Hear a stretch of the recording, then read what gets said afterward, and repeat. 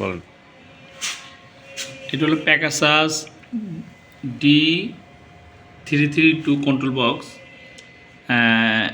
Speed inside speed lock, how to speed lock the inside parameter. ফার্স্টে আমরা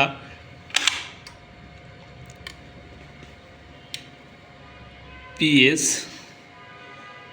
2 button চাপ দিয়ে পাওয়ার অন করবো।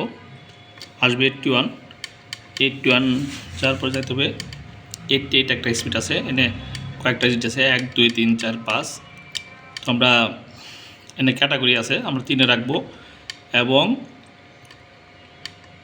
90-তে স্পিড আছে, 90-তে আমি যা রাখবো এই ভ্যালু তাই করবে। 90-তে 6000 আছে, আমি যদি এখানে 4000 রাখি তো 4000 ফিক্স থাকবে স্পিড। এর জন্য 4300 সেভ দিলাম, ঠিক আছে। পার অন করে দেব।